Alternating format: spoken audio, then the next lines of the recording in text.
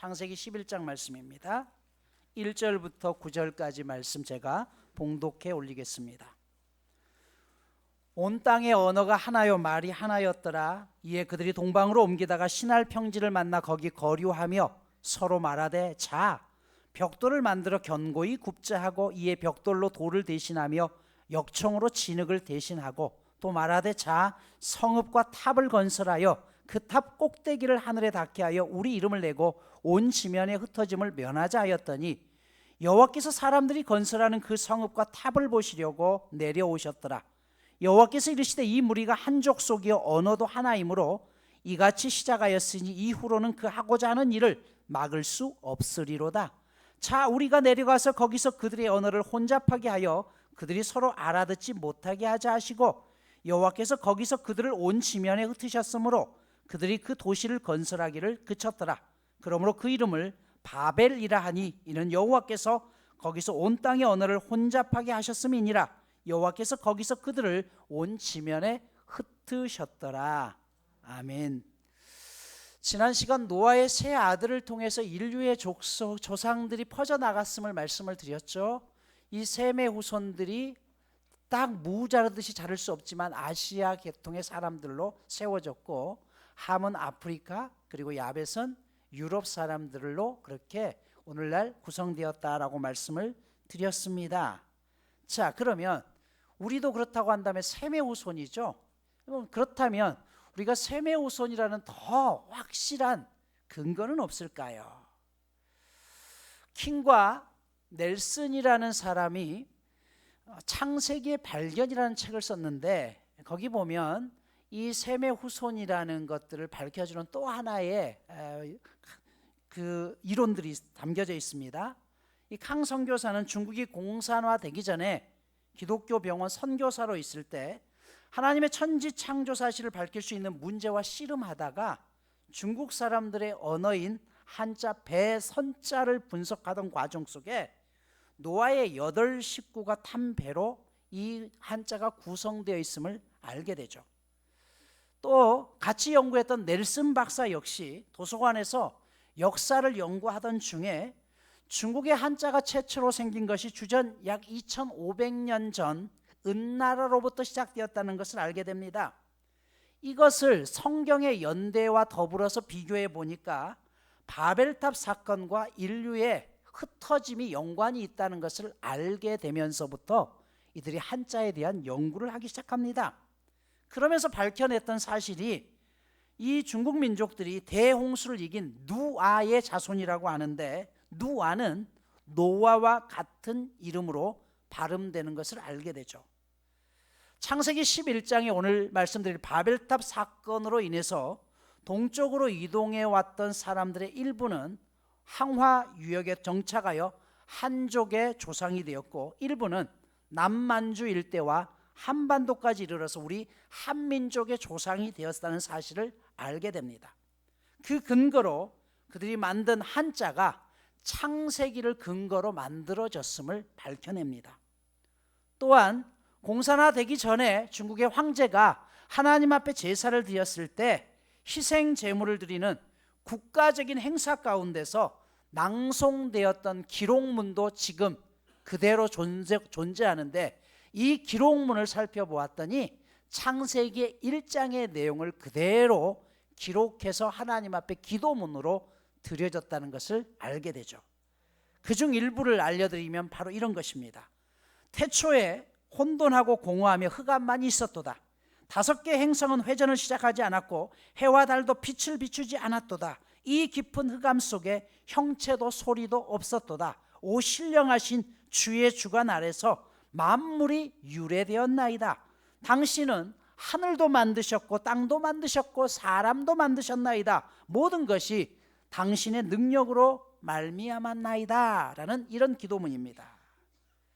자, 캉 선교사가 한자를 통해서 밝혀낸 일부의 내용 몇 가지만 알려드리자면 다음과 같습니다. 먼저 배선자를 보십시오. 이 배선자는요, 배주자 그리고 8, 8 그리고 입구가 합쳐져서 만들어진 게 배선입니다. 왜 선자를 지을 때 8사람의 입이 들어갔을까요? 여러분, 배주라는 것은요, 작은 배를 주라고 이야기합니다. 이렵현주라는 고사성어가 있듯이 아주 작은 배를 일컫는 배를 할 때 주자를 쓰게 되죠. 반면 오늘날 배 선자를 사용하는 배는요, 큰 배입니다. 여객선, 화물선, 유조선 등에 붙는 배가 바로 선자입니다. 그런데 이 한자의 의미를 보면 방주에 8사람이 타 있으면 그게 큰 배라는 것이에요. 여러분, 앞에서도 말씀드렸듯이 한자는 중국 은나라 시대 때 만들어졌습니다. 당시 한자가 만들어질 때 은나라는 작은 부족이 아니라 이미 큰 나라였습니다. 그들은 전쟁하기 위해서 수군들이 타고 다니는 배를 만들어서 운용하기도 했습니다. 그런데 왜 8사람만 탄 배를 큰 배라고 이야기했을까요? 그러면 8사람은 또 뭘까요? 이 8사람이 탄 것은 노아의 방주를 이야기하는 것이에요.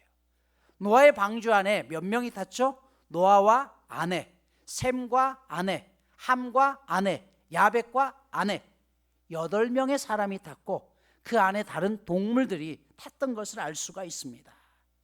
당시 사람들이 생각할 때 가장 큰 배는 은나라에서 만든 배보다 더 큰 배가 있었으니 그게 뭐냐면 노아의 방주입니다. 방주에는 비록 8사람만 탔지만 수많은 동물들로 가득 탔던 것이죠. 그러면 방주라고 번역하기보다는 방선이라고 번역해야 옳은데 방주로 번역한 이유는 무엇일까요? 여러분, 방주는 히브리어 원어로 테베라는 단어를 씁니다. 이 테베라는 단어가 또 쓰여진 곳이 있다고 했죠. 모세를 살리기 위해서 갈대 상자가 만들어졌는데 그 갈대 상자는 아주 작지만 테베라고 이야기합니다. 즉 테베라는 것은요, 배의 크기가 중요한 것이 아니라 동력이 없는 배를 이야기하는 것이에요. 즉 방주도 또 이 모세가 탔던 갈대 상자도 누가 운영하십니까? 하나님이 운행하시는 것이죠. 하나님이 인도하신다는 의미가 바로 방주의 의미입니다. 실제로 이렵현주라는 뜻은요, 단순히 작은 배라는 뜻이 아니라 바다와 같이 그 넓은 세상 한가운데서 힘겹게 살아가는 우리네 인생을 비유하는 말로서 망망대해에 떠있는 배를 의미합니다. 끝이 없는 망망대해에서는 아무리 큰 배라고 하더라도 아주 작은 배입니다. 방주는 세상 속에서 하나님이 운행하시는 작은 배라는 것입니다. 바로 여기에 담겨져 있는 것이죠. 또 하나 볼까요? 만들 조자란 한자입니다. 이 역시 흑토, 입구, 삐친 별, 그리고 시험시험 갈 착이라는 이 모든 게 합쳐져서 만들조예요. 이게 뭘까요? 하나님이 흙으로 입은 뭐예요? 사람을 만드셨습니다. 그리고 어떻게 해요? 삐쳤다는 것을 호흡을 불어넣었더니 사람이 흙이 어떻게 해요? 사람이 생명이 되어서 시험시험 걸어갔다라는 뜻이에요. 이게 바로 만들 조자의 뜻입니다. 세 번째 글자를 볼까요? 홍수홍자입니다. 여기 홍수홍자도 분해해 보면 8팔이 밑에 있고 한 가지 공, 그리고 앞에 물 숫자변이 들어가 있습니다. 노아의 8 식구가 함께 손잡고 치러냈던 물난리를 홍수라고 이야기하죠. 또 하나 볼까요? 동굴혈자입니다. 동굴혈자, 밑에가 8팔이죠. 8사람에게 지붕이 생겼다는 것이에요. 그리고 거처했다는 것이에요. 이건 또 무슨 뜻일까요? 노아가 방주에서 내려서 그가 집이 있었던 게 아니죠. 하나님 앞에 제단을 쌓고 그들이 어디에서 거했을까요? 동굴 속에서 거했다는 것이에요. 그래서 이 동굴혈자라는 단어가 이렇게 만들어집니다. 이 외에도 수천 개의 한자들이 이렇게 되어 있습니다. 밭천자라는 것도 4개의 사각형요, 울타리예요. 에덴 동산은 울타리가 있는 곳이라고 했죠. 그리고 가운데 십자가 있는데 4군데를 이야기하죠. 동서남북이에요. 즉 에덴 동산의 강이 동서남북으로 흘러갔다라는 것을 바로 밭전자입니다. 계집 여자도 한일자, 그리고 또 첫 번째 사람 인자로 되죠. 사람의 갈비뼈 하나를 뜯어내서 여자를 만들었다라는 뜻입니다. 흉악할 흉자라는 것도 형인 가인에게 표를 해주는 것이에요. 그 표가 위에 보면 구멍이 뚫려 있고 X자로 되어 있죠. 이게 흉악할 흉자입니다. 여러분, 이상을 통해서 우리가 알 수 있듯이 글자 한자 한자에 창세기 전체가 들어가 있습니다. 즉, 이 말은 그들이 창세기의 내용을 정확히 알고서 글자를, 상형 문자를 만들어냈다는 것입니다. 이 사실을 통해서 알 수 있는 사실은 결국 우리도 거슬러 올라가면 창세기 10장에 있는 셈의 족보 속에 우리 자신도 포함되는 것이에요. 이 족보는 단순히 이스라엘의 족보뿐만이 아니라 우리 조상들의 족보요, 나의 족보라는 사실을 믿음으로 받아들일 수 있어야 된다는 것입니다. 그리고 오늘 11장에 이 바벨탑을 쌓은 조상은 누구라고 했어요? 함이라고 지난 시간 말씀드렸죠. 함의 후손 중에 대표적인 사람이 니므롯인데, 니므롯을 세상의 첫 번째 용사라고 지난 시간 말씀드렸습니다. 용사라는 의미는 용감한 사람이란 뜻도 있지만 포악한 인간이라고 말씀을 드렸어요. 여호와 앞에서 대항하다라는 뜻이라고 했죠. 즉, 하나님을 대항해서 니므롯이 큰 성을 쌓습니다. 그 성이 어떤 성이에요? 오늘 말씀드릴 바벨탑입니다. 이 바벨이라는 뜻은 고운 가루에 기름을 섞는다라는 것으로, 이제 더 이상 기름이 섞여짐을 통해서 가루가 뭉쳐졌으니까 이게 뭐예요? 분리될 수 없는 혼잡이라는 뜻이에요. 굉장히 복잡한 상태로 꼬여버린 것을 이야기하죠. 오늘 1장 보십시오. 온 땅의 언어가 하나요, 말이 하나였더라. 여러분, 당연하겠죠. 처음에는 한민족이었으니까 하나의 언어를 썼습니다. 그런데 2절에 이에 그들이 동방으로 옮기다가 신할 평지를 만나 거기 거류했다라고 했어요. 여기 동방으로 옮기다라는 원래의 원문을 뜻을 보면 동방으로부터 오다가 신할 평지에 멈췄다는 뜻이에요. 동방은 어디입니까? 에덴이 있던 곳을 이야기해요. 하나님이 약속하셨던 땅, 그 에덴으로부터 점점 멀어져서 오다가 신할 평지에 머물렀다는 것이에요. 여러분, 후손들이, 지금 함의 후손들이 에덴으로부터 멀어지고 있습니다. 에덴은 우리가 이 다음에 돌아가야 될 믿음의 본향을 의미합니다. 그런데 당시 사람들이 에덴으로부터 멀어졌다는 말은 신앙의 중심으로부터 점점 멀어졌다는 것이에요. 우리도 마찬가지죠. 우리가 신앙을 버릴 때 처음부터 신앙을 확 버리는 게 아니에요. 점점 교회 생활과 멀어집니다. 그러다가 어떻게 해요? 이제 완전히 하나님과 상관없이 정착해 버립니다. 자, 그들이 시날 땅에서 하나님과 멀어진 다음에 했던 일이 무엇입니까? 3절 보십시오.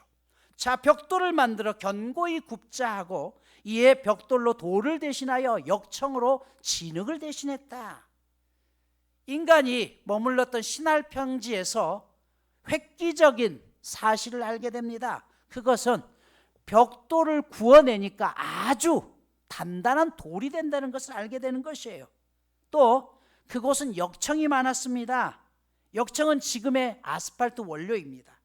그러니까 그 전까지는 돌이나 진흙을 발라서 했는데 높이 쌓으면 한계가 있었는데 벽돌을 구우니까 단단하고 이 아스팔트 연료를 갖다 놓으니까 이게 접착제 역할을 해서 무너지지 않는 강력한 성을 쌓게 됐다는 것이에요. 이렇게 해서 그들이 바벨탑을 쌓게 되는데 후에 발굴된 기록에 의하면 바벨탑의 넓이가 122m, 높이가 46.7m고 계단식으로 된 7층 석탑이었다고 하죠. 그러면 이 인간이 바벨탑을 쌓게 된 이유가 무엇입니까? 하나님과 대항한다라고 했어요. 그 이유는 홍수로 세상을 멸망했다는 걸 알았죠. 그러니까 이제는 하나님이 아무리 홍수를 내리더라도 우리가 더 이상 멸망하지 않도록 쌓겠다는 것이에요. 그러면서 오늘 4절에 이렇게 얘기를 합니다. 우리 이름을 내자라고 이야기해요. 히브리어 원어로 보면 우리 자신들을 위하여 이름을 새기자라는 것이에요. 우리 모두가 우리 자신들의 이름을 탑에 새기자는 것입니다. 여러분, 모든 인간들의 마음속에는 유명해지고 높아지고자 하는 마음이 있습니다. 이름은 그 사람의 명예를 의미하죠. 명예는 영광과 동일합니다. 물론 사람이 살면서 이름을 내는 게 나쁜 것은 아닙니다. 아브라함을 비롯해서 신실한 믿음의 조상들은 하나같이 명예를 가지신 분입니다. 그분들은 영광스러운 분들이에요. 그런데 바벨탑을 쌓은 사람들이 자신들의 이름을 내는 게 뭐가 잘못됐을까요? 그것은 하나님 앞에 영광을 돌리지 아니하고 내가 하나님 앞에 대항해서 이렇게 내 이름으로 하나님을 이길 수 있습니다를 보여주는 이름이었다는 것이에요. 대적하는 이름이었습니다. 여러분, 우리가 받은 영광은 하나님께서 주신 상입니다. 그러나 신할 평지에 머물렀던 사람들은 하나님과는 전혀 상관없었고 오로지 그들 자신들의 영광을 드러내기를 원했던 것입니다. 마태복음 4장에 보면 예수님께서 40일 동안 금식하고 나오셨을 때 사탄이 예수님을 세 가지 시험을 합니다. 그 두 번째 시험이 뭐예요? 예루살렘 성전의 가장 높은 곳에 데리고 올라갑니다. 그리고 뭐라고 이야기해요? 이곳에서 뛰어내리라라고 이야기하죠. 네가 하나님의 아들이라면 하나님이 보내신 천사들이 너를 손으로 붙들어서 떨어지지 않게 할 것이다. 이것이 사람들에게 보여지면 얼마나 큰 영광이고 너는 그 인기 때문에 너는 더 높아지는 거야 라고 이야기합니다. 예수님은 그 제안을 이런 지하에 거절합니다. 왜 이런 제안을 거절하셨을까요? 예수님은 사람들이 당신을 우러러보고 추앙하게 만들기를 원하지 않았습니다. 어느 시대이든 사람들은요, 숭배할 스타를 찾습니다. 연예계 스타, 스포츠 스타, 종교계에도 스타가 있습니다. 그들은 어쩌면 성전 꼭대기에 서 있는 사람들입니다. 그들의 말과 행동 하나하나가 사람들에게 강력한 규범으로 작동하기도 합니다. 그러는 순간 그들은요, 권력과 인기라는 것에 물들기 시작합니다.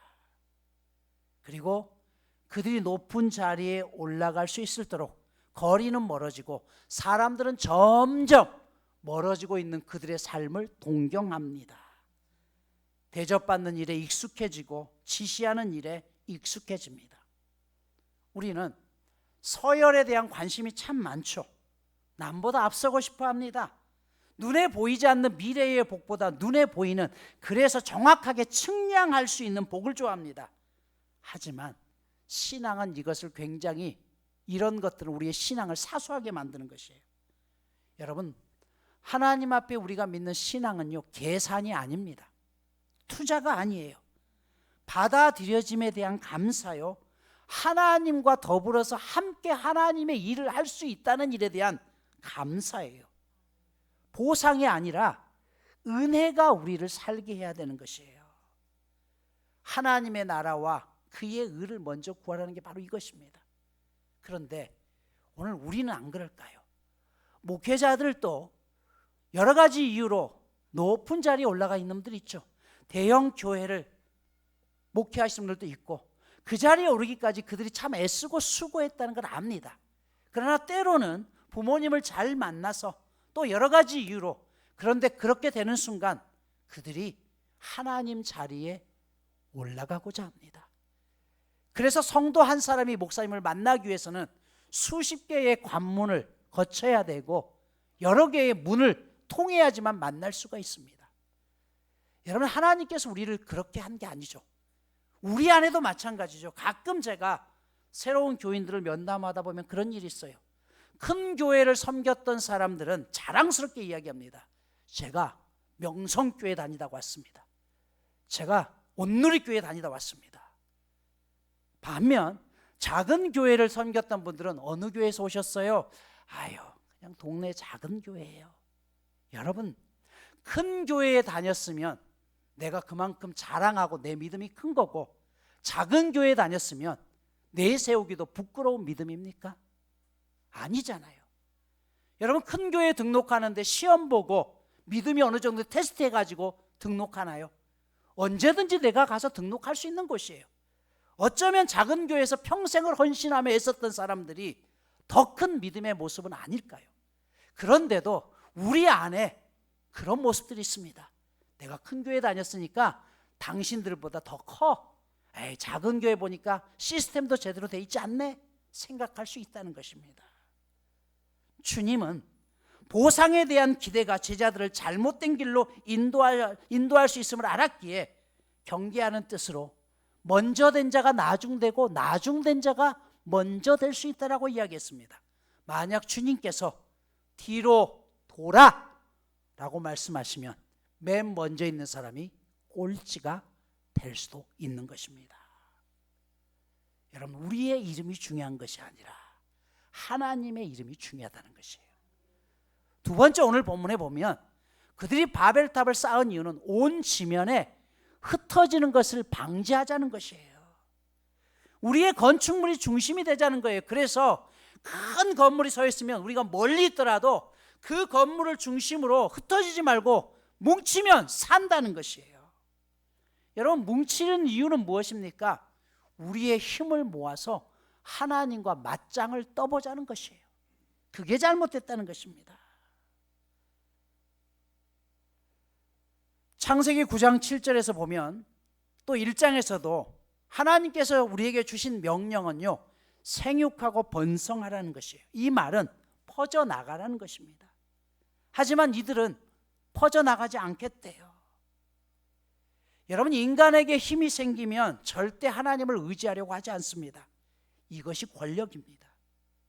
돈 있고 힘 있고 아쉬울 것이 없는데 정말 하나님을 내 인생의 전부로 인정할까요?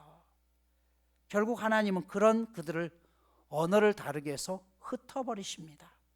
놀라운 사실은 그렇게 힘을 가지고 권력으로 살았던 사람들은 그 권력이 흩어지자 산산조각으로 그들도 흩어지기 시작했다는 것입니다.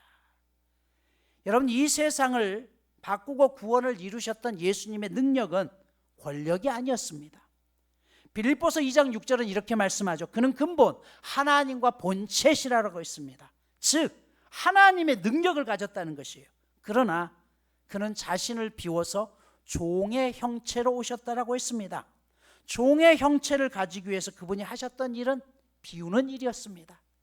십자가에서 얼마든지 수십만의 천사들을 동원해서 로마 군병들을 없앨 수 있었음에도 불구하고 능력이 없어서 예수님은 십자가에서 죽으신 것이 아닙니다.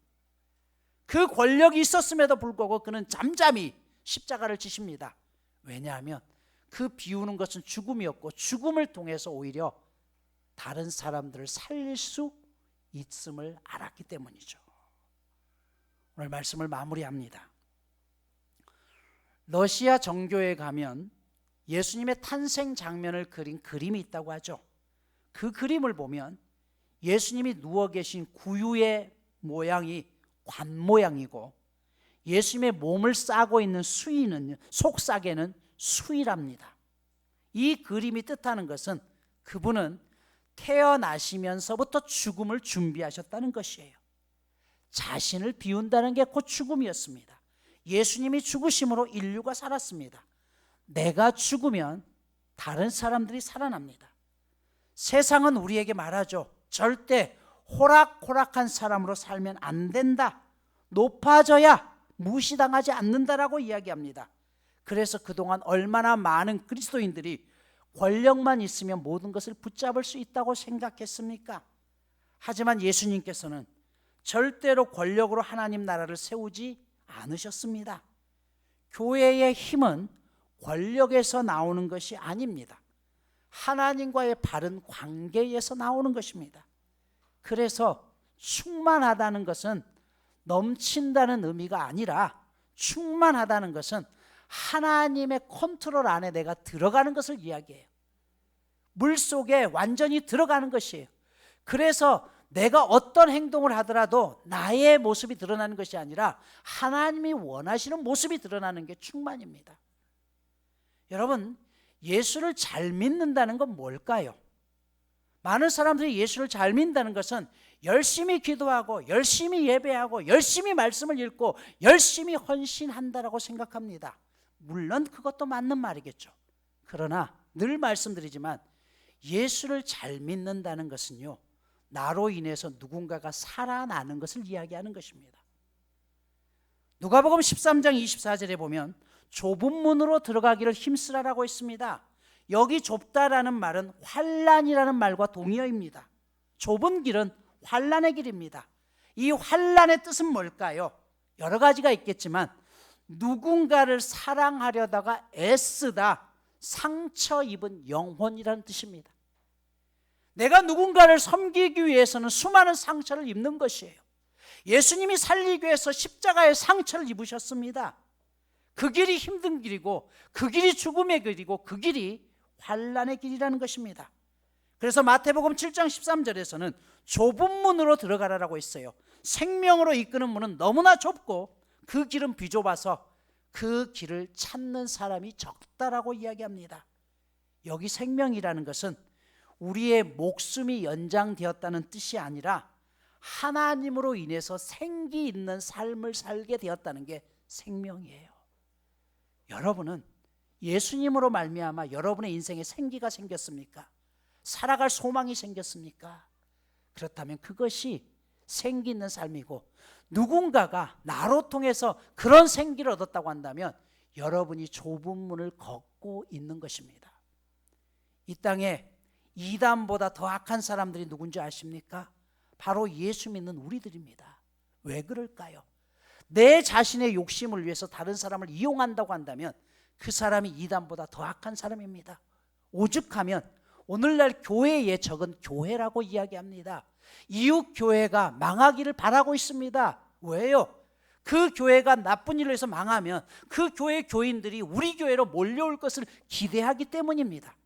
그러나 믿음은 그것이 아닙니다. 다른 사람의 삶을 깨면서 다른 사람의 가정을 깨면서 우리끼리만 잘 살고 잘 뭉치면 된다. 이것이 곧 바벨입니다. 그래서 여러분 성도는요 계산하는 사람이 아니라 희망하는 사람이 돼야 되는 것이에요. 내가 이것을 통해서 무엇을 얻을까? 내 유익이 무엇인가를 계산하는 것이 아니라 내가 이 일을 통해서 누군가가 살릴 수 있다는 희망을 던지는 사람이 성도의 삶인 것입니다.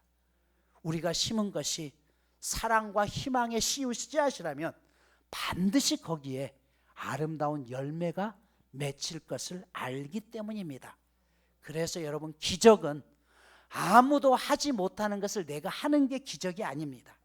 내 일상 삶 속에서 하나님의 조그마한 뜻을 행함을 통해서 그들에게 생명을 주고 희망을 준다고 한다면 그것이 하나님이 원하시는 가장 큰 기적인 것이고 그것이 좁은 길을 걸어가는 것입니다. 내 자신의 욕심을 위해서 바벨을 쌓는 것이 아니라 하나님의 뜻을 위해서 이 땅 가운데 누군가를 생명으로 인도할 수 있는 저와 여러분 모두가 되실 수 있기를 간절히 축복합니다. 이번 주 미션입니다. 오랜만에 혹 연락하지 못했던 친구들 또 동료들에게 이번 주간에는 전화 한번 하면 어떨까 싶습니다. 생각나서 전화했느라고 별일 없냐고 그러면서 내가 이번 주 말씀 듣다 보니까 너가 생각나더라 라고 해서 조심스럽게 전도해보고 또 실족해 있는 영혼들이 있다면 가까운 교회에 나갈 수 있도록 권면할 수 있는 그런 미션이 될 수 있기를 축복합니다. 기도합니다.